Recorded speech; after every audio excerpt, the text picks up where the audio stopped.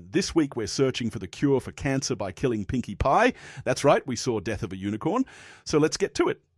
You're listening to Potty Mouth Radio, the home of movies, music, television, and comedy. We watch TV. We watch TV. Hello, everybody. Wimmy Wham Wham Wazzle, as I love to say. No. Welcome back. I banned that shit about 2 years ago. No. It's back, baby. It's making a comeback. Wimmy Wham Wham Wazzle. How you doing, mate? I'll be better after I edit that out tonight. Yes, I am good. I am very good. Yeah. Well, you have taken over all of the editing now, so hopefully you can take away all my crap. Although I am a bit scared because you did show me how well the AI generator is at making me say things. So. You will be replaced. Give me a couple of weeks to learn the ins and outs, and I won't need you anymore. I'll just write the whole thing and just let the robots do it. Dave is just the greatest, and I am so lucky to have him as my co-host, mentor, and friend. But this week we are talking about one of your most anticipated films of the year, Death of a Unicorn, a 2025 American comedy horror film written and directed by Alex Schaffman in his directorial debut. It stars Paul Rudd and Jenna Ortega, which is a shame, as a father and daughter, Will Poulter, Taya Leone, and Richard E. Grant. And what is it about, Dave? It is about how the rich suck. Paul Rudd and Jenna Ortega, who plays his daughter, are on their way out to visit the rich person compound inhabited by the odious Odell fucking Leopold, played by Richard E. Grant, who is their head of a pharmaceutical plus other nefarious business conglomerate. Yes. And his wife, Taya Leone, there's sort of spoilt rich kid's son, Will Poulter, and servants, because Odell, Richard E. Grant, is about to die from 50,000 tumours. He's basically on death's door. And Paul Rudd, who has been, I think he's a VP in the company, but he has been in a very small, unimportant kind of PR arm of the organisation, and he is being considered to take a big step up and be kind of the interface between the family and shareholders and public, etc., after Odell, the patriarch, has passed on. And this is kind of like a glorified job interview for them to kind of get a sense of him, and they've insisted he bring his daughter along because they want to know, because family is very important to family them. Is important indeed. And Jenna Ortega and Paul Rudd have a strained relationship because the mother recently died and he has been fairly shit at being a dad, focusing everything on work, mistakenly thinking, well, that is how I provide for her, because as it turns out, he promised the late wife that he would, look after her. And then just before they get to the compound, as happens in these situations, of course, they run into a baby unicorn and mortally wound it.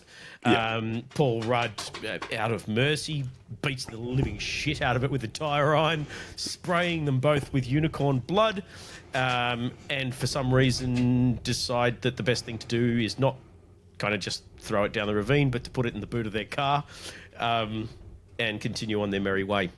Yeah. As the family find out about this thing and the healing properties that it turns out unicorns have, they do what rich people do and decide how to profit from it. Yeah. And it turns out the unicorns are not all My Little Ponies. Yeah. So let's get into it then. As I mentioned, this was one of your most anticipated films of the year. I think you reminded me last week it might have been your third, below Second or The third, Monkey. And The Monkey was first, and then this and The Gorge were 2 and 3, or 3 and 2. And so far, I'm batting pretty strongly on my most anticipated, unlike yourself. Even after this. And we will have a discussion about this film. Well, you and I haven't spoken about this at all. I saw this at an advanced screening. I think it was the day before it released here in Australia. It's still 2 days from release, I think. Okay, well, there you go. At time of record. Yeah. Look, this film has been getting really good reviews. Very mixed from what I've seen. Okay, that makes more sense to me. They're either fairly strong or really negative. There's a lot of kind of 1 stars and a lot of 4 stars that I've Right. seen. Okay. I guess it depends where you're looking and what kind of people you're reading and stuff. Yeah, and what you're kind of expect, because I think I'll not show all my cards, but I think the inexperience of the filmmaker does come through a little bit in terms of the film doesn't seem to know exactly what it wants to be. Okay, I'm glad you feel the same way I do about that, because I knew nothing about this film before you mentioned it in your You never watched most the trailers they anticipated. promise you're going to watch. I did end up seeing a trailer for this a few weeks ago. It may have been when I saw Mickey 17. There may have been a trailer for this. And I thought the trailer looked good. I mean, I like Paul Rudd. I don't like Jenna Ortega, but what I will say is that this is the most I've ever liked her. I think she's actually quite good in this role. Tay Leone is a fucking movie star. I love Tay Leone. Where has and she she's been? Why have we not had her for fucking years? She's I don't know, but so she's the best thing about this film for good. me. Ooh, second best. This movie is fine. I think my expectations were too high after how much you were excited for it. I thought the trailer looked good. I had read good things. I think it misses the mark in a lot of ways. I think this movie, like you say, it doesn't really know what it wants to be. It's marketed as a horror comedy. I don't think it's a funny movie. Oh, wow. I think there's very little humor in this movie. I did not Ooh, laugh. damn. I think it's a satirical movie, obviously, about the rich, but I don't think it's done in a funny way, and I actually don't think it's done in an interesting way at all. Ouch. Once you get into the horror elements, which takes a long time to get there, it's a short movie, but it's only the final half hour that I would define as having any kind of horror elements. Some of those sequences are fun, but I still feel like this movie just has no idea what it's trying to be. I feel like someone was like, hey, this is a fun premise. Unicorns are real. They take revenge against someone who kills one. That's a fun idea. This movie's not fun. So that's how I feel about it. Why don't you rebut? Because I can tell that you want to. Look, I was kind of hoping this was going to be a 5 out of 5, hilarious. The cast were amazing. It was a very well cut together trailer that I think really pushed the horror comedy part of it beyond what I think the film actually has, and doesn't attempt to make itself appear to be a eat the rich satirical anything, which it kind of half-assed tries to do as well. And I think that's the inexperience of Schaffman as writer. I think the directing's fine. It's competent. Yeah. It's not wowing, but it's perfectly good. But I think the inexperience in the writing comes through in the fact that it's trying too many things and not really 100% delivering any of them. But I did find it very funny. I laughed numerous times. Really? It's almost entirely down to Tay Leone, and particularly Will Poulter for me steals this film. He is hilarious. Yes, Will Poulter is probably the member of the family that I like the most after Tay Leone. Oh, they're all horrible. They're all horrible. But none of them are funny. Poulter, I thought, was every single line he had, I thought he hit it out of the park. The only time I thought it was funny was, there's the ongoing gag of him yelling out to the butler. Oh, Griff. And him, Griff. And him being like, who is very funny in a subdued background role. But the only parts I thought were kind of funny were him constantly yelling out, Griff, and then being like, he loves to do that. And it's like, okay, that's kind of funny. I didn't laugh out loud at anything. Even stuff I'd seen in the trailer, like Poulter, when they're all gathered around the corpse of this unicorn, sort of looking down and going, I really don't think I should be in swim shorts for this moment. Yeah, right. I'd seen the trailer about 5 or 6 times, and I still laughed watching the film at that line and about... we found the cure for cancer. Cancer? That's the biggest one! Yeah. I think he is an underappreciated master of comic timing, I think. Will Poulter. I think I'm still waiting for him to kind of be elevated to along. He's a better actor, a better comedian at everything than, say, Timothée Chalamet or people that are getting real A-list treatment. I think Poulter is a much better performer. I mean, I'm trying to think of what else I've seen him in. He's in... Is it We're the Millers that he's in? I think so, although I haven't seen that. He was in the Maze Runner films and was good in those. He's been in a lot.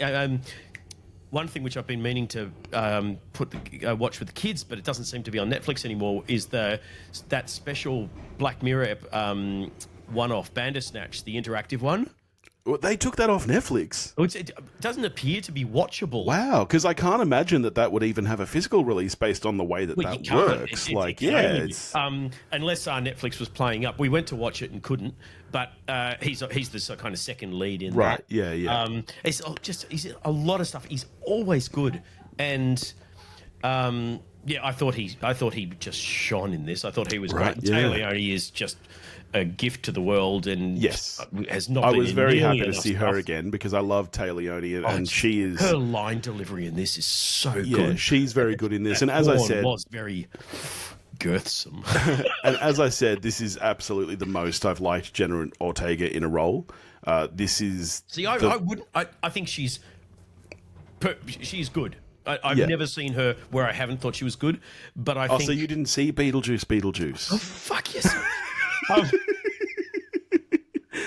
I see. I'm mistaken. I thought we did that on the show, but we can't have. See, you've already forgotten that I'm going to go in and re-edit your voice with the AI to say, and of course she was fabulous in Beetlejuice, best film of the year. No, I thought Jenna Ortega was fine, but I think her character was just a little bit like what's her name, Melissa Barrera in Abigail. She's perfectly fine, but she's the most uninteresting character in the film. She's the moral center, the main character. All the other people have the funny lines and the over-the-top exaggerated characters, like in Abigail, and it kind of makes her performance, I thought, a little drab by comparison. See, that's wild to me, because to me, she's the only one that's interesting by virtue of being the only one that is in any way reacting in a realistic fashion to this thing. Like, there are ways to do those over-the-top rich people characters. Like think of Arrested Development, for example, which is one of the best written shows of all time. Those characters are so much funnier than the rich family in this, and they're more interesting because they are still real people. Like, they're not just complete caricatures. Whereas, I don't know, I didn't find any of the characters interesting in this except for Jenna Ortega, and she's the only one who is actually reacting to this how somebody would. Like, Paul Rudd's character is a mess in this. Paul Rudd is the weakest link in this film. The screenplay for his character is awful. Like, he has no consistency at all in his values, in his behaviors. For 3/4 of the film, he's weak, spineless, stupid. It's his kind of little redemption at the end was the thing, the more than anything that didn't kind of ring true in this over-the-top film where nothing really rings true. But I found the sort of attempted heart of the film, and it comes back to that sort of not really achieving any of the genres that it was kind of going for completely. The father-daughter relationship, which is intended to be the heart of this film, doesn't work because for 3/4, if not more of the film, you can't stand him.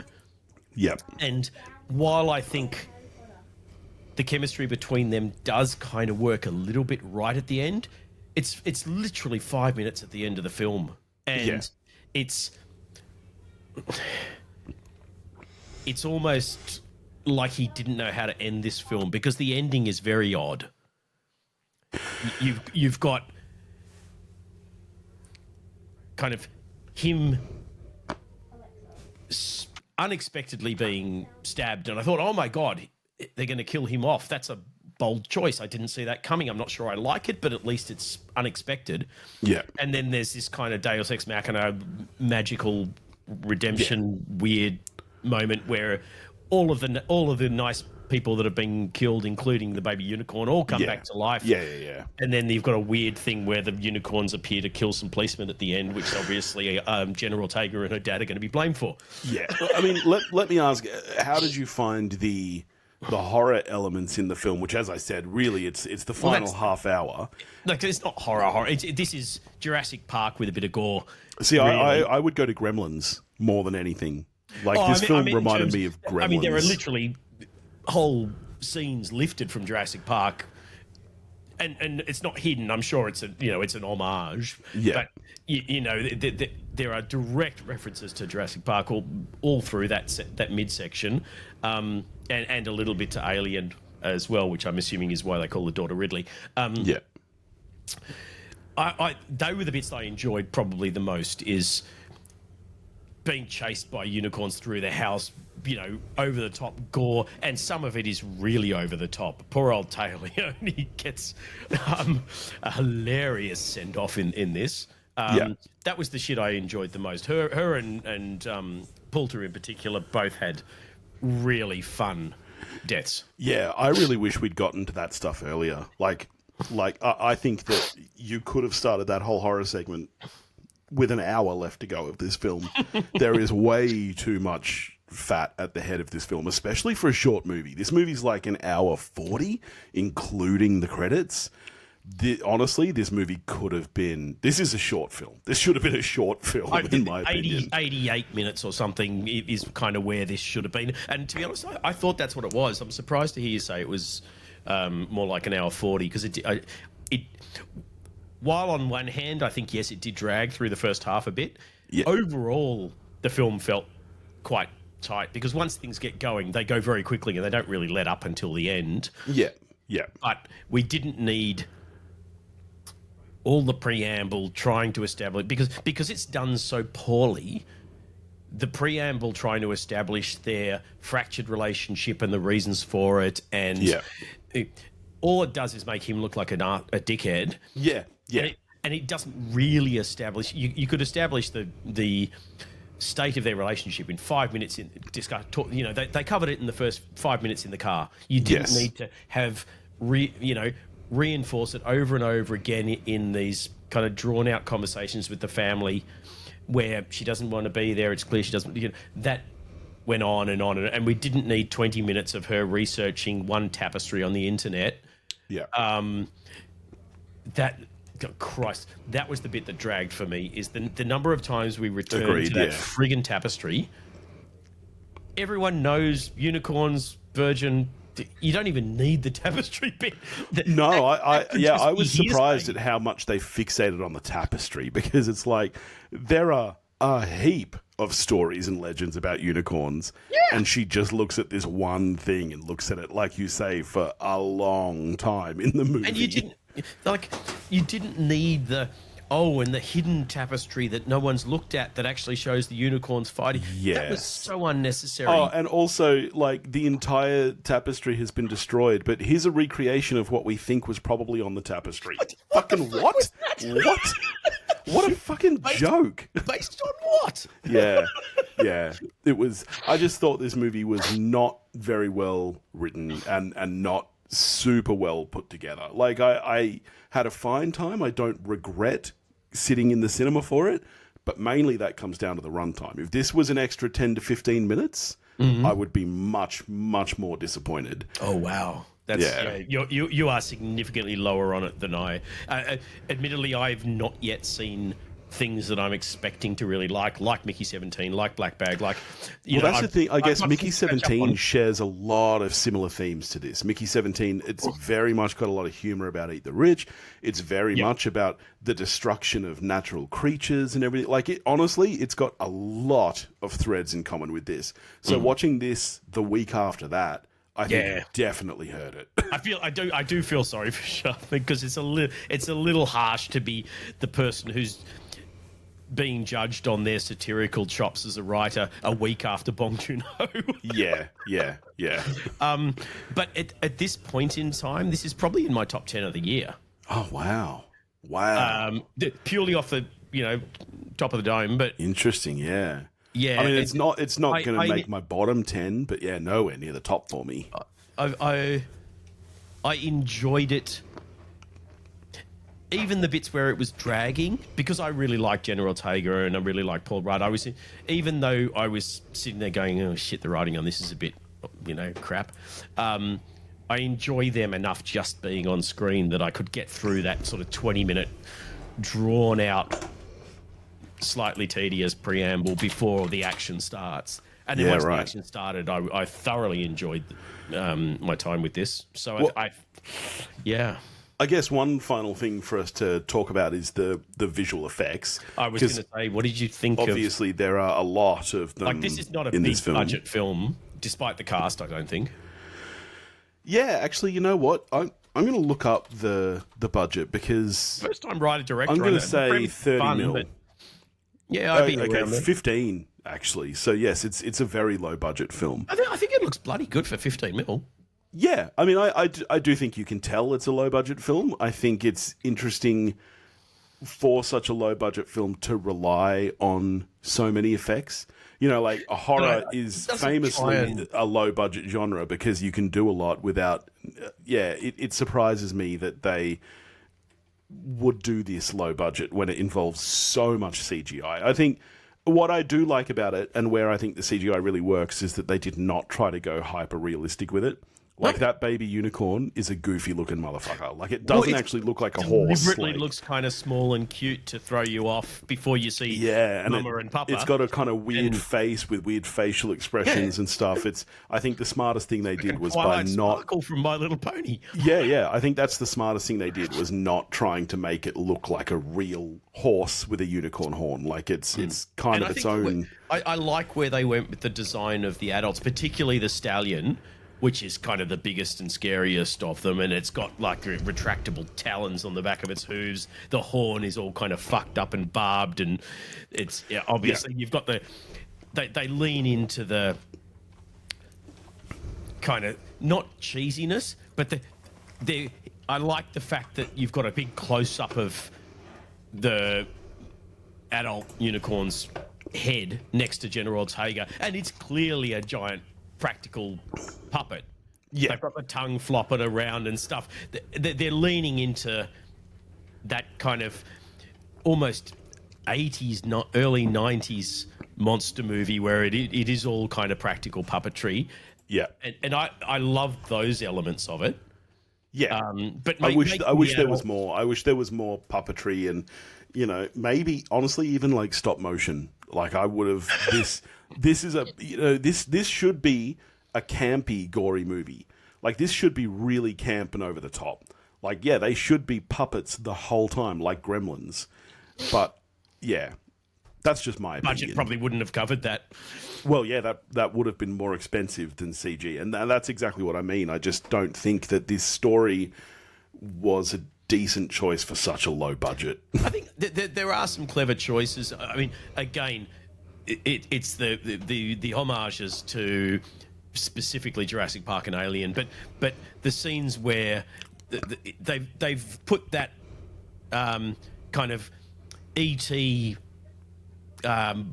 plastic tunnel thing, you know, in there so that they can have everything in silhouette for a huge chunk of that movie.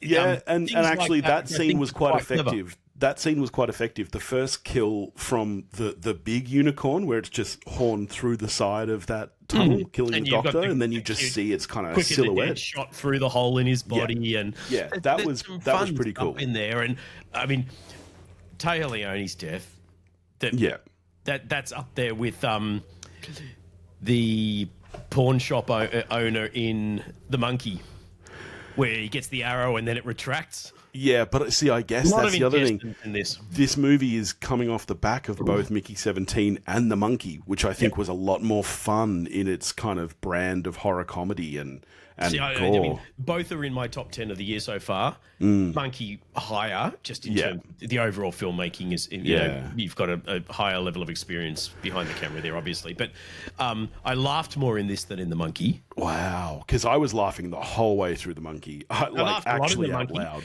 But not out loud. It was more kind of, yeah, that's my kind of shit sort of laughing, rather than...